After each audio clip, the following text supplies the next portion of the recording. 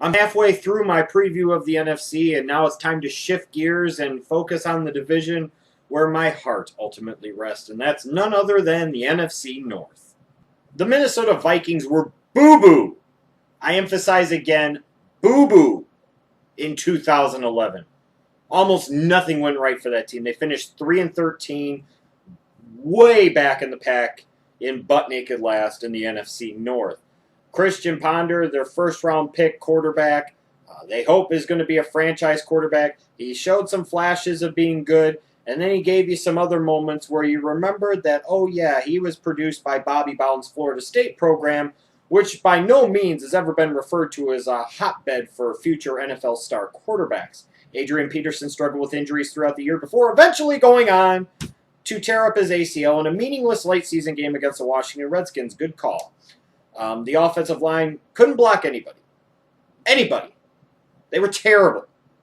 And the offense stunk most of the time as a result. On the defensive side of the ball, the secondary is probably one of the worst you'll ever see. In particular, their safeties were absolutely atrocious. The only shining beacon of light all season long for the Minnesota Vikings, in my opinion, was Jared Allen. Mullet or no mullet, the man is a beast. And he almost ended up breaking Michael Strahan's single-season sack record. He had one of the greatest seasons a defensive end could ever have on a 3-13 ball club. That just shows you how great of a player Jared Allen really is. Going into 2012, the Vikings, did make some changes. They drafted Matt Khalil in the first round. They plan on plugging him in at left tackle and hoping that he will be able to bring some stability and a huge talent upgrade on the offensive line and open up some more holes in the running game and, most importantly of all, maybe protect Christian Ponder in the passing game. It's going to be very important that Christian Ponder shows more consistency in year 2 and make some steps and some progress towards becoming a consistent NFL starting quarterback. Ultimately, though, on offense, you can look at other weapons, but it really does come down to Adrian Peterson. Will he come back at 100%? From his torn ACL? Anytime you hear a running back tears an ACL, more running backs are able to come back from him now, but it still has to be a concern. If AB can come back and be a beast again, that'll be a very encouraging thing for that Vikings organization. On defense, they drafted Harrison Smith late in the first round, hoping that he would be able at some point in time this season to give an injection of talent and playmaking ability at the safety position. They've got Chris Cook back, he's a criminal. It's a good thing. He brings talent, damn it. And they still have Jared Allen, but they need a better season out of Kevin Williams at the defensive tackle position. If Kevin Williams plays well, that defensive front four can get more consistent pressure and be able to keep the team close in some ball games. My ultimate prediction for the Minnesota Vikings is somewhere around 4-12 or 5-11. I don't think they made that many improvements in the offseason. There's a lot of questions.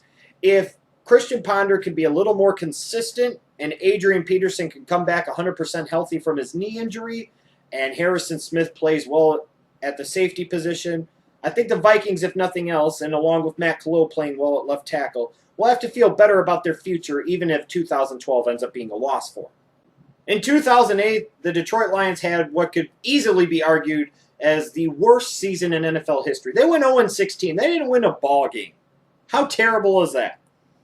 Well, you fast forward 3 years later, the Detroit Lions behind head coach Jim Schwartz, franchise quarterback Matthew Stafford, who finally stayed healthy for an entire season, and Megatron Calvin Johnson, their beast of a wide receiver. The Detroit Lions finished 10-6, second in the NFC North, and made the playoffs 3 years later.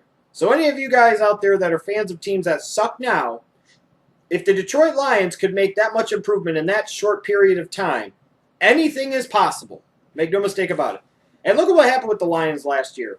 Their offense, especially in the passing game, was phenomenal. Matthew Stafford stayed healthy, showed that he is a big-time NFL starting quarterback, throwing for 5,000 yards. Calvin Johnson established himself as probably the best weapon and the best playmaker and just flat out the best wide receiver in the NFL, having one of the great seasons an NFL wide receiver can ever have. And you look at the defensive side of the ball, they made some improvements and at times played just well enough to help the team win 10 games and make the playoffs. So when you look forward to the Lions in 2012, what should you expect?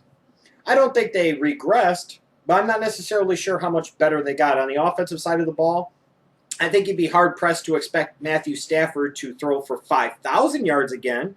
Hopefully with a little more balance in the running game, maybe once Urlacher comes back from his suspension, he shows that he's fully recovered from his Achilles injury from last year, and he could be the bell cow running back that Lions offense desperately needs, that takes some pressure off of Stafford in the passing game, where maybe he could be more efficient and not be having to shoulder so much of the burden.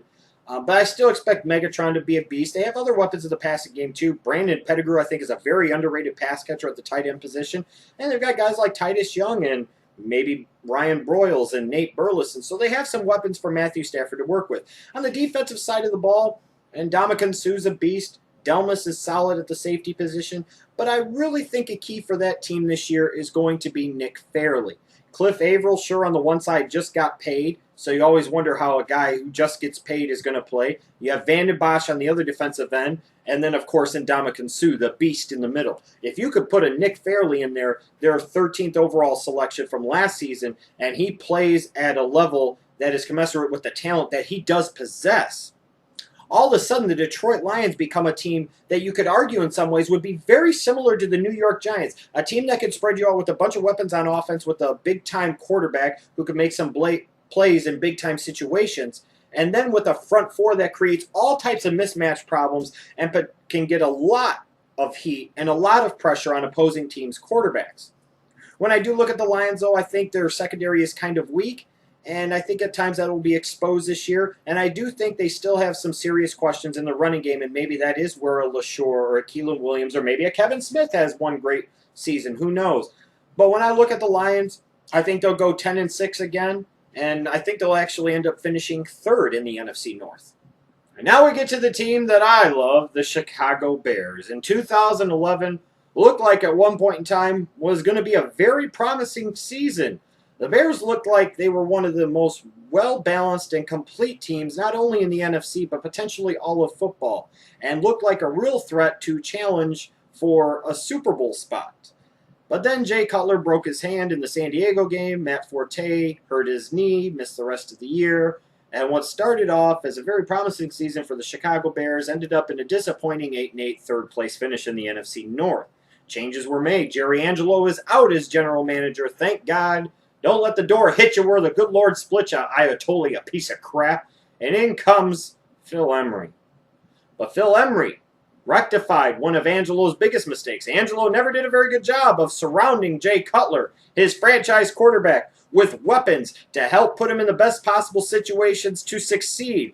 Henceforth, Emery almost immediately trades 2 third-round picks to the Miami Dolphins to acquire mercurial wide receiver Brandon Marshall, reunite him with his former Denver Bronco teammate Jay Cutler. Things in the passing game are looking up in Chicago, no question about it. On the defensive side of the ball, there are still some players on that side. You've got Julius Peppers, who is a very, very good defensive end. You've got Brian Urlacher and Briggs at the linebacker position, one of the best two-man tandems at linebacker in the entire league, but a very shaky and questionable secondary that was exposed at times last year, in particular that safety tandem of whoever the hell they wanted to put in there. Everybody sucked in the safety corps, period. And when you look at 2012, I see the Bears as a team that, will be able to do more things in the passing game. Not only did they add Brandon Marshall, but it looks like Alshon Jeffrey, the second-round pick from South Carolina, will probably end up being the second best wide receiver on that team, even though they probably should have taken Ruben Randall. I'm just saying. You've got Devin Hester. It looks like he's going back to handling all kickoffs and punt returns, hopefully, which is where he needs to be. And you've got a nice two-man tandem in Bush and Forte in the backfield. So Cutler has some weapons at his disposal, but there are still questions on that offensive line, which that organization has continuously not addressed for years. Way to protect your big-time investment in the quarterback by giving him a crappy offensive line.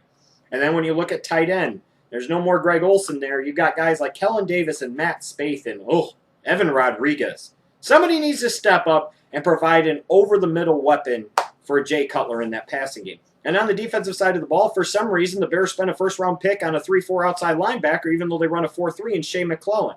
I think the kid could play in a 3-4. Unfortunately, the Bears play a 4-3.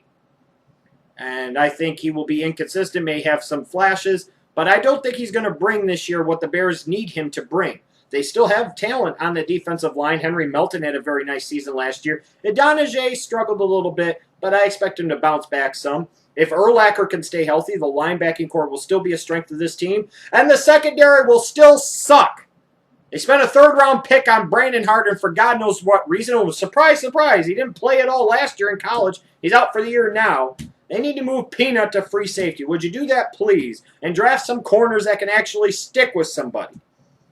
But I do think, in spite of my rantings and ravings, that there is a lot to like. I think the Bears' offense will be a strength of this team this year. They'll be able to control the line of scrimmage with the running game, and they'll be able to finally get some big plays in the passing game with Brandon Marshall and probably Alshon Jeffrey as well. And defensively, they're going to have some games where they still show flashes of being a big-time defense with guys like Peppers and Urlacher and Briggs and Peanut Tillman's ball-hawking ability in the secondary. There's going to be games where they show flashes of being a dominant defense. When I look at the Bears, I really expect them to finish 10-6 or 11-5 and finish second in the NFC North and end up making the playoffs. And I think anything less than that, Lovie Smith should be fired, and it might be time to move away from the Jay Cutler experience. Yes, the Packers beat the Bears in the 2010 NFC Championship game at Soldier Field, and that stings. But you know what's got to sting to Packer fans? Is the fact that their team went 15-1 and didn't even win a playoff game last year. Oh, jeez. And the primary reason for that was a defense that couldn't stop anybody. You have Aaron Rodgers and an incredible offense that can make plays all over the field, and a defense, even with guys the caliber of Charles Woodson and Clay Matthews and B.J. Raji, just can't stop anybody. And when they ran up against a team like the New York Giants that could generate pass rush with their front four, which the Packers struggled to protect Rodgers at times, and they couldn't stop the Giants, especially when the Giants could spread them out with three wide receivers, it's not surprising that the Packers didn't make it to the Super Bowl. I told my friend Tony many, many times he did not want to see the Giants in the playoffs, and he found out. So it's no surprise that the Packers went into the offseason attempting to address the defense because that was easily the deficiency on the team. They spent most of their draft in April trying to remedy this problem, focusing in particular on the front seven with guys like Nick Perry, the defensive end from USC, who they hope can go on the other side of Clay Matthews and provide a real bookend nightmare pass rushing tandem in that 3-4 defense, along with Jarrell Worthy, the defensive lineman who will shift over to end in the Packers 3-4 from Michigan State. The Packers offense in 2012, I'm sure will be, just like it was last year, explosive, with lots of weapons in the passing game, whether it be Greg Jennings or Jordy Nelson or Randall Cobb or Jermichael Finley. Aaron Rodgers, probably the best quarterback in the NFL.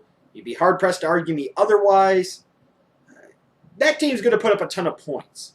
And if they get anything in the running game out of guys like Cedric Benson or James Starks, and they can provide a little bit of a balance and just at least keep defenses a little bit more honest so they don't key in so much on the passing attack, that Green Bay Packer offense in 2012 could potentially be even more explosive than the one that we saw last year. On the defensive side of the ball, they've moved Charles Woodson to free safety, which hopefully will address some of the deficiencies they've had in that safety core and help solidify that secondary overall. They're hoping the additions, especially of Nick Perry, going alongside Clay Matthews, will really help that pass rush in the 3-4. I think you'll see some improvement in the Packers' defense, an offense that performs at least at the same level as last year, if not has a slight uptick in performance. But they have a very, very tough schedule. So 15-1 is probably outside of the realm of realism. I think the Packers are still the class of the division. They have the best quarterback in football. They have one of the best outside linebackers in football. They have one of the best sets of football on the offensive side of the ball. So I still think this is a damn good team. They will win the division, go something like 12-4, and be a real threat to go to the Super Bowl from the NFC. Let me know what you expect out of the NFC North in 2012. Did I underrate the Bears or the Lions? Did I overrate the Packers? Let me know down below. Up next will be my preview closing out the NFC as I take a look at the NFC West.